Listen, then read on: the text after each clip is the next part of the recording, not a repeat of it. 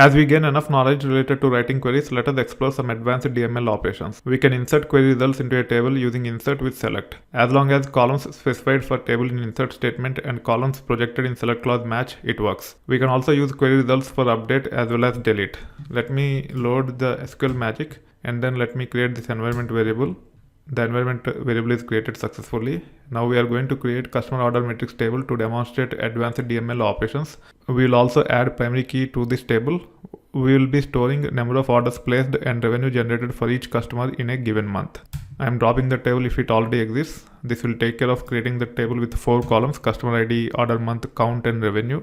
This will take care of creating primary key on the table. Here is the query to get monthly customer order matrix. First we will be inserting customer ID, order month and order count into the table. If the below query is run multiple times, every time data in both orders and order items need to be processed. As the data volumes grow, the query uses considerable amount of resources. It will be better if we can pre-aggregate the data. We will see how to take care of it as we proceed further. Even if you do not follow completely, that is fine. This is primarily to demonstrate how we can actually insert the query results into a table, also how to update as well as delete. Let me run this query. We are joining orders and order items on order ID, and then we are actually grouping by customer ID as well as month, and then we are getting monthly revenue as well as monthly count for each customer. You can see the results here. In 2013 July, the customer ID 4257 have placed 10 orders and the revenue generated is $2,059.75. Like that you can see 9 other records.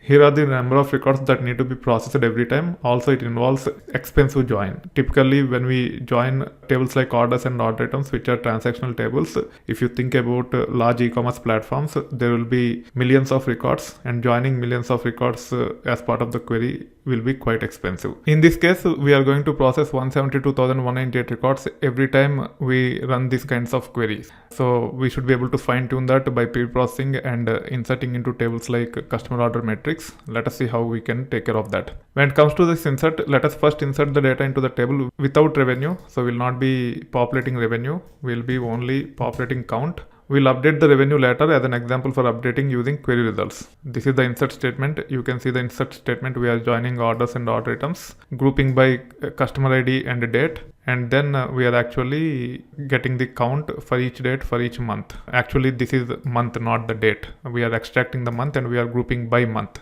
Now let's run this and you can see that 48,059 rows are inserted. So we have to only process 48,059 records going forward, not 172,198 records. And also using this table, we need not join with any other table to get the sum of the customer order metrics. Typically, as part of these tables, we will also have all the important attributes of customers or dimensions of customers, not just ID. For this simple example, I'm just populating ID from customers. However, in actual use cases, we might have city, state, many other attributes, not just customer ID.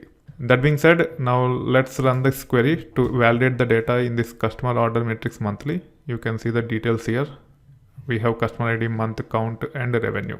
Now if you scroll down further, we are going to see how to update revenue along with count. And this is expensive operation, but will be running only once. Once it is run, we don't have to run multiple times. We just have to query for our reports. And if you use this pre-aggregated table for your reports and if you run multiple times, the performance of those queries will be much better than the performance of the queries which we have seen earlier, where we are trying to get the metrics from the original tables, orders and order items. And that being said, even this update is not very common when it comes to actual data processing. We prefer inserts over updates. Inserts will be typically faster than updates. Updates are very expensive, especially in this format. So you can see the syntax of update when we want to update several columns using query results. It's not straightforward as insert. You have to say update table name, then alias for the table. We might have to use it as part of the query here. This is also an example for nested subquery. And then you can say set. These are the two fields which we are trying to populate, and these two fields are specified in circular brackets equal to. In circular brackets we have the query. This will actually tell us what values has to be updated for the records. And then we also typically have this where condition to ensure that whatever data we want to update is only updated, not everything. So in this case, we are trying to update only records related to month 2013 August. That's why we have this additional condition also. So this is how the update query will look like when we try to update the query results into a table. Now we should be able to run this and you can see that it is taking quite a bit of time even though we have very small tables. It took almost 25 to 30 seconds to run this simple query with a smaller dataset. As the data volumes grow, this update might be very expensive. There are ways to fine tune it, but at this time I just want to show how we can actually update a few columns in a table using the query results. As long as you understand the syntax and how to use it, we are good to go. As data is pre-processed and loaded into the table, queries similar to below ones against customer order metrics monthly will run much faster compared to the queries against the original tables. We need to process lesser amount of data without expensive join, and hence the queries will run much faster.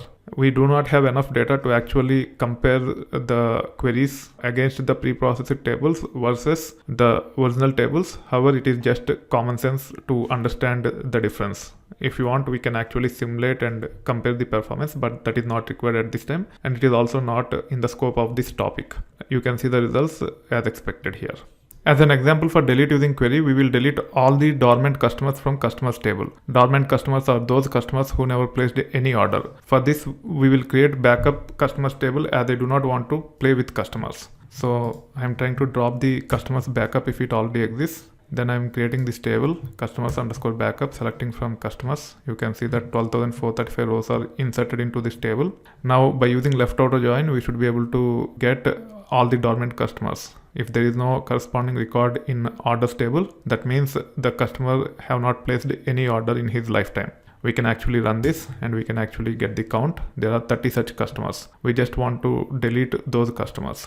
You can also get the number of customers who never placed orders using not exists approach. And this one is with a join, this one is with a not exists. This will also return 30 records. You can see the output here.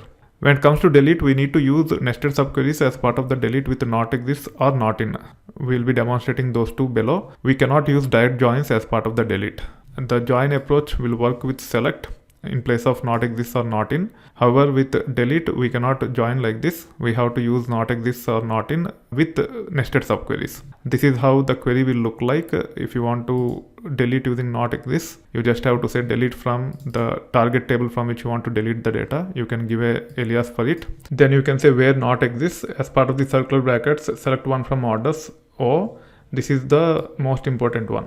So whatever matches this criteria, negation to it will be deleted, which means those customers who never placed orders will be deleted, which means the records which are in customers underscore backup but not in orders will be deleted. We can run this and it will return 30 rows affected. All the 30 rows are deleted. If you want, you can run the select count against customers underscore backup once again. Let me actually create a cell here and let me take care of getting the count. So I can say select count of 1 from customers underscore backup. Here I have to say count of 1. Now you can see that we got 12,405 records. However, when we actually created the table, 12,435 records are inserted into the table. We have used CTAS to create the table. So this is how you can delete using not exists. If you want to delete using not in, you can delete with this approach.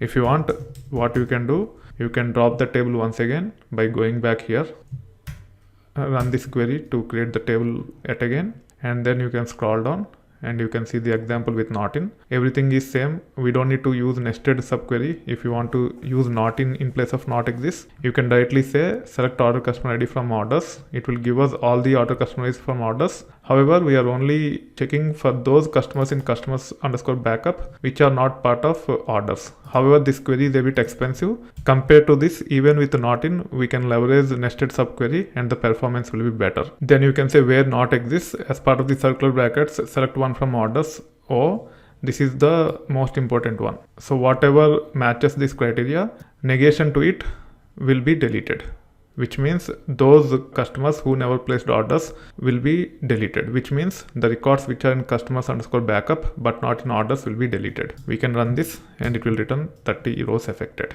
All the 30 rows are deleted. If you want, you can run the select count against customers underscore backup once again. Let me actually create a cell here and let me take care of getting the count.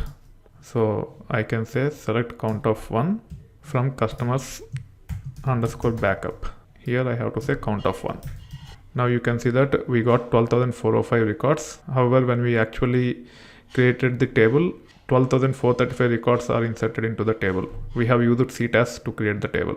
So this is how you can delete using not exist. If you want to delete using not in, you can delete with this approach. If you want, what you can do, you can drop the table once again by going back here, run this query to create the table yet again, and then you can scroll down and you can see the example with not in. Everything is same. We don't need to use nested subquery. If you want to use not in place of not exist, you can directly say select order customer ID from orders. It will give us all the order customer IDs from orders. However, we are only checking for those customers in customers underscore backup which are not part of orders. However, this query is a bit expensive. Compared to this, even with not in, we can leverage nested subquery and the performance will be better. So wherever you have to delete data like this is the preferred approach over this. Even if you use not in, you can actually develop the logic in similar fashion and the performance will be a lot better compared to this approach. This approach is not very effective because it will actually collect all the order IDs into memory and then it has to be deleted from the main table customers underscore backup from which we want to delete. It uses different way execution.